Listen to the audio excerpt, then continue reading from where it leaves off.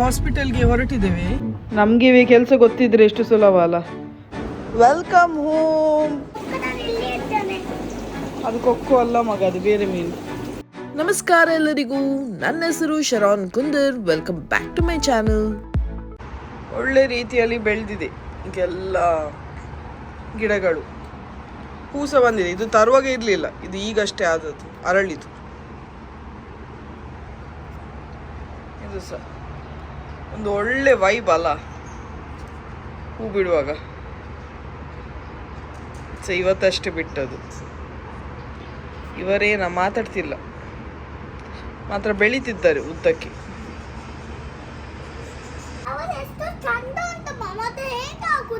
ಚಂದ ಉಂಟು ಹೇಳಿ ಕೈಯಲ್ಲಿ ಬರದೆ. ಖಾಲಿ ನೋಡು, ಖಾಲಿ ನೋಡು. ಚಂದ ಚಂದ ಇದ್ರೆ ಅಲ್ಲೇ ಇರ್ಲಿ. ಬ್ಯೂಟಿ ಉಂಟಲ್ಲ.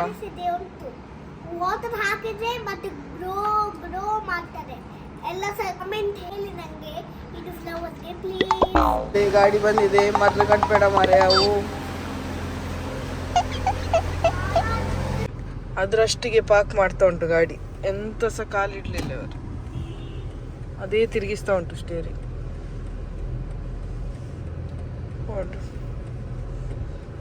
ನಿಂತಿತ್ತು ಒಬ್ಬ ಪುಣ್ಯಕ್ಕೆ.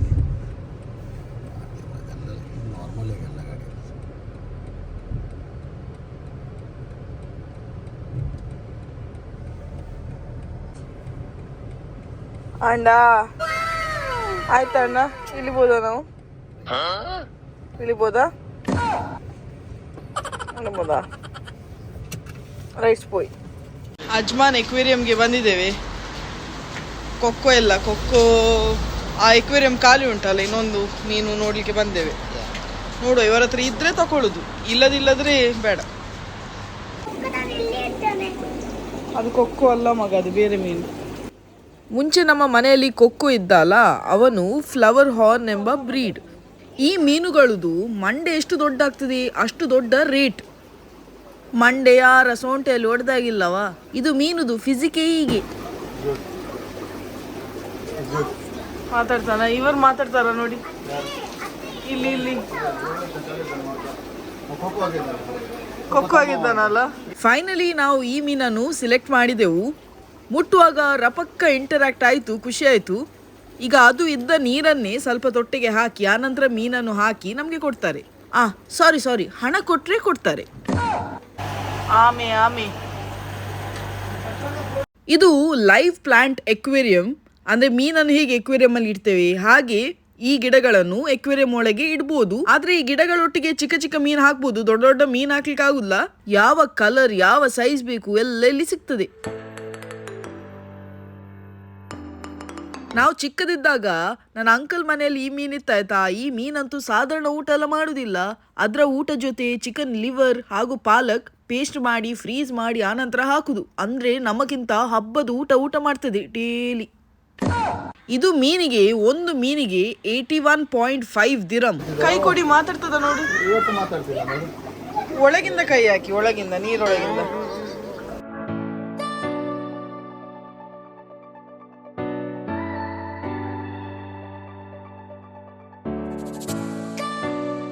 Welcome home.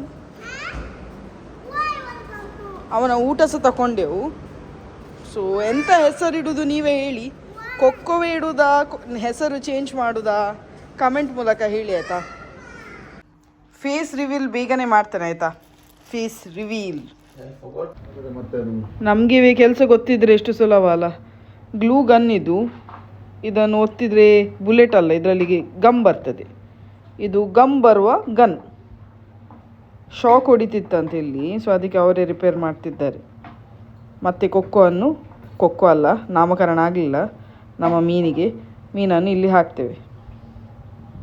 ಅಷ್ಟರವರೆಗೆ ಇದನ್ನೆಲ್ಲ ಸ್ವಲ್ಪ ಫಿಕ್ಸ್ ಮಾಡ್ತಾ ಇದ್ದಾರೆ. ಮೇಂಟೆನೆನ್ಸ್ ಆಗ್ತಾ ಉಂಟು. ಊಟ ಸಹ ತಂದೆವು, ಹೊಸ ಮೀನಿನ ಊಟ. ಇವನ ಬಿರಿಯಾನಿ, ಇವನಿಗೆ ಬಿರಿಯಾನಿ, ಕಬಾಬ್, ಕಲ್ತಪ್ಪ ಎಲ್ಲ ಇದೆ. 2 ಟೈಪ್ ಫುಡ್ ಉಂಟು, ಒಂದು ಕಲರಿಗೆ ಹಾಗೂ ಒಂದು ಅವನ ಮಂಡೆ ಬೆಳಲಿಕ್ಕೆ. ಸೊ ಎರಡರದ್ದು ನಾವೇ ಮನೆಯಲ್ಲಿ ಲೇಯರಿಂಗ್, ಬಿರಿಯಾನಿ ಲೇಯರಿಂಗ್ ಮಾಡಿ ಮಿಕ್ಸ್ ಮಾಡಿ ಈಗ ದಮ್ ಕೊಡ್ಲಿಕ್ಕೆ ಇಡುದು. ಮತ್ತೆ ಅವನನ್ನು ಹಾಕಿ ದಮ್ಮಲ್ಲಿ ಹಾಕು. ಇದಕ್ಕೆ ನಾಮಕರಣ ಆಗಲಿಲ್ಲ ಇನ್ನು ಸಹ. ಈಗ ನೇಮ್ಲೆಸ್ ಕೊಕ್ಕೋ ಇಡುದು ಬೇಡ ಅಂತೇಳಿ ನಂದೊಂದು ಅಭಿಪ್ರಾಯ. ಕಮೆಂಟಲ್ಲಿ ಹೇಳಿ. ನನ್ನ ಗಂಡ ಹೇಳ್ತಿದ್ದಾರೆ ಕೊಕ್ಕೋ ಇರಲಿ ಅಂತೇಳಿ. ನೀವು ಕಮೆಂಟಲ್ಲಿ ಹೇಳಿ ಎಂಥ ಹೆಸರು ಇಡುದು ಇವನಿಗೆ ಅಂತೇಳಿ. ಅದರ ಪ್ರಕಾರ ಒಂದು ನಾಮಕರಣ ಮಾಡುವ. ಈ ಮೀನುಗಳಿಗೆ ಇರುವಷ್ಟು ಮದ್ದು ನಮಗೆ ಸಮೇತ ಇಲ್ಲ, ಮನುಷ್ಯರಿಗೆ ಸಮೇತ ಇಲ್ಲ ನಮ್ಮ ಡಬ್ಬೆಯಲ್ಲಿ. ಇರುವುದು ಒಂದು ಚಿಕ್ಕ ಮೀನು, ಅದಕ್ಕೆ ನೋಡಿ ಅಂತ ಇಷ್ಟು ಮದ್ದು. ಅಂದರೆ ಸೋಡಿಯಂ ಕಮ್ಮಿ ಮಾಡಲಿಕ್ಕೆ, ಮತ್ತು ಕಲರ್ ಜಾಸ್ತಿ ಮಾಡಲಿಕ್ಕೆ, ಕಲರ್ ಊಟ ಮಾಡೋದಿಲ್ಲದ್ರೆ, ಹೊಟ್ಟೆ ನೋವು ಆದರೆ, ಮೈ ಮಗರಿದ್ರೆ, ಸೊ ಅದಕ್ಕೆಲ್ಲ ಉಂಟು ಮದ್ದು. ನೋಡಿ, ಮಾತು ಬರೋದಿಲ್ಲದ್ರೆ ಎಲ್ಲ ರೆಡಿ ಮಾಡಿ ಇಡಬೇಕಾಗ್ತದೆ. ಮಾತು ಬಂದರೆ ನಮಗೆ ಹೋಗಿ ತರ್ಬೋದು. Welcome home. ಈಗ ಇದೇ ಕರಿಬೇಕು, ಡಾರ್ಲಿಂಗ್, ಸ್ವೀಟಿ, ಮುದ್ದು ಕರಿಬೇಕು. ಕೊಕ್ಕೋ ಬಂದಾಯ್ತಾ ಫೈನಲಿ. ಪಾಪ ಅವಳಿಗೆ ಎಷ್ಟು ದಿನದಿಂದ ಆಸೆ ಇತ್ತು. ಹ್ಯಾಪಿ. ಸ್ವಲ್ಪ ಹೊತ್ತು ಹೀಗೆ ಇಡ್ಲಿಕ್ಕೆ ನೀರಲ್ಲಿ, ಆನಂತರ ಬಿಡ್ಲಿಕ್ಕೆ. ಇಲ್ಲ ಸ್ವಲ್ಪ ಹೊತ್ತು, ಒಂದು 10 ಮಿನಿಟ್ಸ್ ಇಡಬೇಕು ಹೀಗೆ, ಟೆಂಪ್ರೇಚರ್ ಮ್ಯಾಚ್ ಆಗಲಿಕ್ಕೆ. ಮತ್ತೆ ನೀರಲ್ಲಿ ಬಿಡುದು. ಮತ್ತೆ ಫ್ರೀ ಬರ್ಡ್.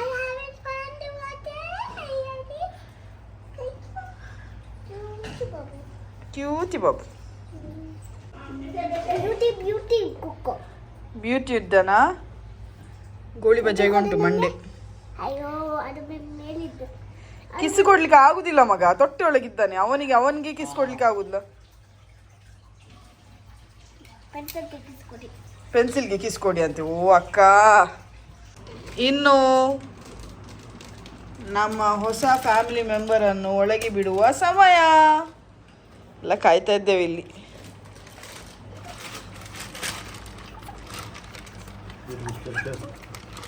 Welcome home. ಚಪ್ಪಾಳೆ. ಇನ್ನೊಂದು ಚಿಕ್ಕ ಕಾಕ್ರೋಚ್ ಬಂದಾಗ ಉಂಟು, ಅವನೊಟ್ಟಿಗೆ ಪುರಿ. ಅದು ಇಷ್ಟು ಬೇಗ ಶೆಗಣಿ ಮಾಡಿದ್ದಾನೆ.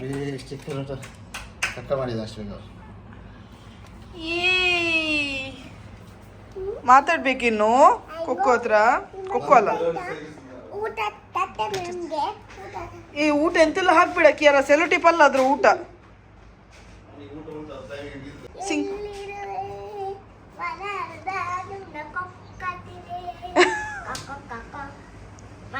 ಕುಟ್ಬೇಡ, ಹೆದರ್ತದೆ. ಅವನಿಗೆ ಕಂಫರ್ಟೇಬಲ್ ಫೀಲ್ ಮಾಡಿಸಿ. ಈಗ ಗಂಡನಿಗೆ ತುಂಬ ಸಮಯದಿಂದ ಹೈಪೋಟ್ರೋಫಿಕ್ ಕೀಲಾಯ್ಡ್ಸ್ ಅಂತೇಳಿ ಉಂಟಾಯ್ತಾ, ಕಾಲಲ್ಲಿ ಬಂದಿದೆ ಅವರಿಗೆ. ಈಗದಿಂದ ಅಲ್ಲ, ತುಂಬ ವರ್ಷದಿಂದ ಉಂಟು. ಮದುವೆ ಆಗುವ ಮುಂಚಿನಿಂದಲೂ ಉಂಟು. ಅದು ಸಣ್ಣ ಇತ್ತು ಗಾಯ, ಅದು ತುರಿಸಿ ಈಗ ಸ್ವಲ್ಪ ದೊಡ್ಡದಾಗಿದೆ. ಕಾಲ್ದು ಆ್ಯಂಕಲ್ ಹತ್ರ. ಅದು ನೋಡುವಾಗೆ ಸಹ ಇಲ್ಲ, ತೋರಿಸುವಾಗೆ ಸಹ ಇಲ್ಲ. ಸೊ ಅದಕ್ಕೆ ಎಂತಾಗಿದೆ ಅಂದರೆ, ಅವ್ರು ತುಂಬ ತುರಿಸಿದ್ದಾರೆ. ಅದು ತುರಿಸಬಾರ್ದಂತೆ, ಮಾತ್ರ ಅದು ಕಂಡೀಷನ್ ಉಂಟಲ್ಲ, ಎಷ್ಟು ತುರಿಸ್ತದೆ ಅಂದರೆ ಹೈಯೆಸ್ಟ್ ತುರಿಸುವ ಕಂಡೀಷನ್ ಅದು. ಸೊ ಎಂತ ಕಂಟ್ರೋಲ್ ಮಾಡಲಿಕ್ಕೆ ಆಗೋದಿಲ್ಲ. ಸೊ ಅದಕ್ಕೆ ಈಗ ಅದು ಎಂತಾಗಿದೆ, ಅದು ಗಾಯ ಸ್ವಲ್ಪ ಮೇಲೆ ಬಂದಿದೆ, ಒಂದು ಟೈಪ್ ಬಾತಿದ ರೀತಿಯಲ್ಲಿ ಆಗಿದೆ. ಸೊ ಹಾಗೆ ಆದಾಗ ಯಾವ ಕ್ರೀಮ್ ಅವ್ರು ಆ್ಯಕ್ಚುಲಿ ಆಯಿಂಟ್ಮೆಂಟ್ ಕೊಟ್ಟಿದ್ದಾರೆ, ಅಷ್ಟು ಮೇಲೆ ಬಂದಾಗ ಯಾವ ಆಯಿಂಟ್ಮೆಂಟ್ ಸಹ ವರ್ಕ್ ಆಗೋದಿಲ್ಲ. ಡಾಕ್ಟರ್ ಹತ್ರ ಹೋಗಿ ಇಂಜೆಕ್ಷನ್ಸ್ ತಗೊಳ್ಬೇಕು. ಇಂಜೆಕ್ಷನ್ ಎಲ್ಲಿ ಕೊಡೋದಂದ್ರೆ ಆ ಗಾಯದ ಮೇಲವೇ ಇಂಜೆಕ್ಷನ್ ಕೊಡೋದು. ಆ ಗಾಯ ಬೋನಲ್ಲಿ ಆದ ಕಾರಣ ಬೇರೆ ಯಾವ ಮದ್ದು ವರ್ಕ್ ಆಗೋದಿಲ್ಲ. ಸ್ಟೀರಾಯ್ಡ್ ಇಂಜೆಕ್ಷನ್ ಕೊಡಬೇಕು. 1.5 ವರ್ಷ ಮುಂಚೆ ನಾವು ಇಂಜೆಕ್ಷನ್ ಕೊಟ್ಟಿದ್ದೇವೆ. ಮತ್ತೆ ಎಂತ ಆಗ್ತದೆ ಅಂದರೆ, ಇವರು ಆಫೀಸ್ಗೆ ಹೋಗುವಾಗ ಸಾಕ್ಸ್ ಹಾಕ್ತಾರಲ್ಲ, ಅದು ಸಾಕ್ಸ್ ಹಾಕಿದ್ರಿಂದ ಜಾಸ್ತಿ ಅದು ಬೇಯ್ತದೆ ಆ ಗಾಯ. ಆ ಸಾಕ್ಸ್ ಹಾಕುವ ಏರಿಯಾದಲ್ಲೇ ಉಂಟು.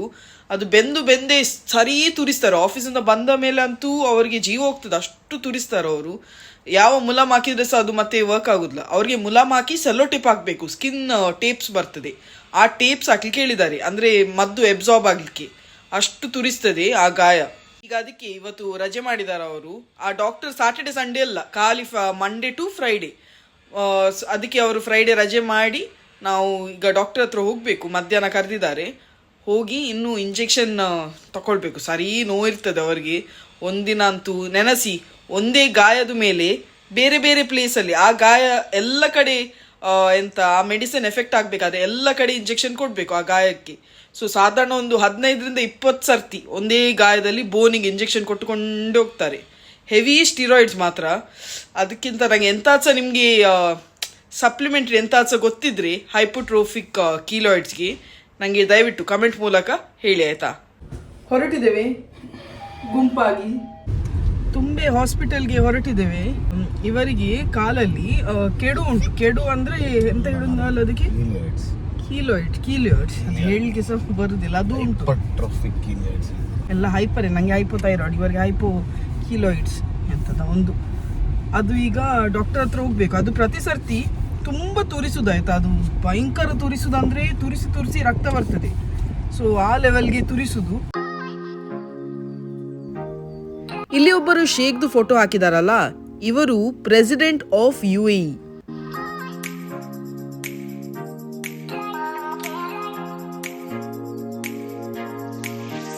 ಇದುವೇ ಅಜ್ಮಾನಲ್ಲಿರುವ ತುಂಬೆ ಯೂನಿವರ್ಸಿಟಿ ಹಾಸ್ಪಿಟಲ್. ಮಧ್ಯಾಹ್ನ 2:30ಗೆ ನಮ್ಮ ಅಪಾಯಿಂಟ್ಮೆಂಟ್. ಈ ಹಾಸ್ಪಿಟಲ್ ಅಂತೂ ಇಲ್ಲಿ ಬಂದರೆ ಹಾಸ್ಪಿಟಲ್ ಆಗಿ ಫೀಲ್ ಆಗೋದೇ ಇಲ್ಲ. ಇದ್ರ ಒಳಗೆ ಕ್ಯಾಂಟೀನಿಂದ ಹಿಡಿದು ಶಾಪಿಂಗ್ ಮಾಡುವ ಟೀ ಶರ್ಟ್, ಟ್ರೌಸರ್ ಎಲ್ಲ ಸಿಗ್ತದೆ. ಖಾಲಿ ಕಾರ್ ಪಾರ್ಕಿಂಗ್ ಮಾಡಲಿಕ್ಕೆ ಜಾಗ ಸಿಗುದಿಲ್ಲ ಅಷ್ಟೇ. ಇವಳು ಒಂದು ಬುಕ್ ಇಟ್ಕೊಂಡು ಬಂದಾಳೆ. ಯಾರು ಸಹ ನೆನೆಸ್ಬೇಕು ಟ್ಯೂಷನ್ ಕ್ಲಾಸಿಗೆ ಹೋಗುದು ಅಂತೇಳಿ. ಬಂದದು ಆಸ್ಪತ್ರೆಗೆ.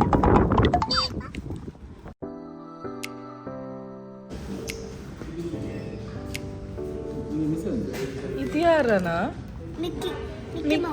Mickey Mouse. ಬಚ್ಚಿ ಬಲ್ಲಿ ನಿನ್ನ ಮಿಕ್ಕಿ ಮಾಡಿದ್ಲಲ್ಲ ಕೈ ಸೊಂಟೆ. ಇದು ಅಪ್ಪಯ್ಯ, ಇದು ಅಮ್ಮಯ್ಯ, ಇದು ಬಾಬು.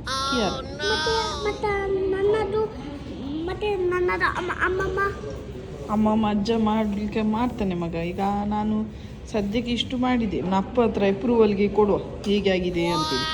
ಡಾಕ್ಟರ್ ಅನ್ನು ಸಿಕ್ಕುವ ಮುಂಚೆ ವೇಟ್, ಹೈಟ್, BP ಹಾಗೂ ಜ್ವರ ಉಂಟ ಇಲ್ಲವ ಅಂತೇಳಿ ಚೆಕ್ ಮಾಡ್ತಾರೆ. ಡಾಕ್ಟರ್ ಅನ್ನು ಸಿಕ್ಕಿ ಆಯ್ತು. ಅವರೊಂದು ಇಂಜೆಕ್ಷನ್ ತಗೊಂಡು ಬರ್ಲಿಕ್ಕೆ ಹೇಳಿದ್ದಾರೆ. ಇಲ್ಲಿ ಅರ್ಧ ಗಂಟೆಯಿಂದ ಕಾಯ್ತಿದ್ದೆವು, ಯಾರು ಸಹ ಕರಿತಿಲ್ಲ ಮಾರೆ. ಟೋಕನ್ ಸಿಸ್ಟಮ್ ಆದ ಕಾರಣ ಆಚೆ ಈಚೆ ನಪ್ಪೆಲ್ಲುವ ಅವಶ್ಯಕತೆ ಇಲ್ಲ. ಒಂದು ಜಾಗದಲ್ಲಿ ಕೂತ್ರೆ ಆಯ್ತು, ಟೋಕನ್ ಕರೆಯುವಾಗ ಹೋದ್ರೆ ಆಯ್ತು. ಫಾರ್ಮಸಿಯಿಂದ ಇಂಜೆಕ್ಷನ್ ಮದ್ದು ತರಲಿಕ್ಕೆ ಹೇಳಿದ್ರು. ಫಾರ್ಮಸಿಯಲ್ಲಿ ಒಂದು ಅರ್ಧ ಗಂಟೆ ಕುತ್ಕೊಳಿಸಿದ್ರು ಮ್ಯಾರಿನೇಷನ್ಗೆ. ಮದ್ದಿಲ್ಲಂತೆ. ಎಂತ ಅವಸ್ಥೆವ. ಸುಮ್ಮನೆ ಪೇಷಂಟ್ ಟೈಮ್ ವೇಸ್ಟ್ ಮಾಡೋ ಬದಲು ಅವ್ರಿಗೆ ಚೆಕ್ ಮಾಡ್ಬೋದು ಮದ್ದು ಉಂಟಾ ಇಲ್ಲವ ಅಂತೇಳಿ ಹೇಳಿ ಬಿಡ್ಬೋದಲ್ಲ. ಕೌಂಟರ್ಸ್ ಜಾಸ್ತಿ ಇದ್ದಷ್ಟು ಕೆಲಸ ಕಮ್ಮಿ ಆಗೋದು.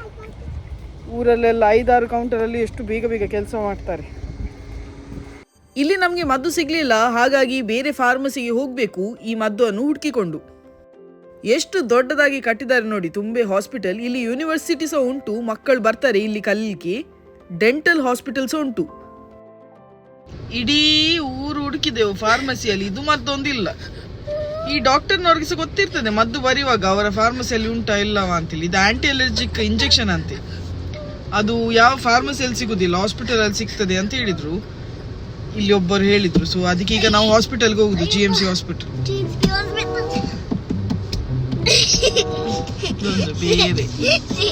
ಫೈನಲಿ ಮದ್ದು ಇವರ ಬ್ರಾಂಚ್ ಅಲ್ಲಿ, ಇನ್ನೊಂದು ಬ್ರಾಂಚ್ ಅಲ್ಲಿ ಸಿಕ್ಕಿತು. ವಾಕಿಂಗ್ ಸ್ಟಿಕ್ ನೋಡಿ ಸ್ವಲ್ಪ ಟಾಕಿಂಗ್ ಮಾಡುವ ಅಂತಲೇ ಆಯಿತು. ಈ ವಾಕಿಂಗ್ ಸ್ಟಿಕ್ಸ ನೋಡಿ ಅಂತೆ ಹೂವ ಅಂದರೆ ಡ್ರೆಸ್ ಒಟ್ಟಿಗೆ ಪ್ಲೇನ್ ಸ್ಟಿಕ್ ಚಂದ ಕಾಣುದಿಲ್ಲ. ಸೊ ಸ್ವಲ್ಪ ಚಂದ ಎಲಿಗೆಂಟ್ ಇರಲಿ ನಡೆಯುವಾಗ ಅಂತೇಳಿ ಅದರಲ್ಲಿ ತುಂಬ ಡಿಸೈನ್ ಕೊಟ್ಟಿದ್ದಾರೆ. ಫೈನಲಿ ಮದ್ದು ಸಿಕ್ಕಿತು. ಒಬ್ಬರು ಸಬ್ಸ್ಕ್ರೈಬರ್ ಸಿಕ್ಕಿದ್ರು. ಸಬ್ಸ್ಕ್ರೈಬರ್ ಕಿಯಾರನ್ಗೆ ಸ್ಟಿಕ್ಕರ್ ಕೊಟ್ಟರು. ತೋರ್ಸು ಮಗ, ಎಲ್ಲೆಲ್ಲಿ ಅಂಟಿಸ್ಬೇಡ.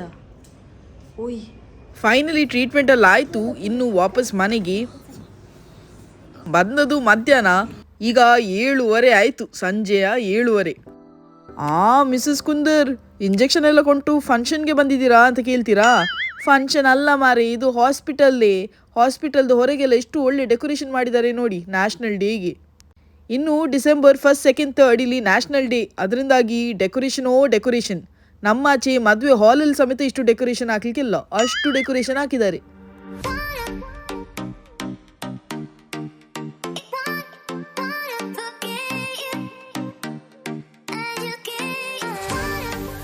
ಮಧ್ಯಾಹ್ನ ಹೋದದ್ದು ಹಾಸ್ಪಿಟಲ್ಗೆ, ಬರುವಾಗಲೇ 8:30 ಆಗಿದೆ.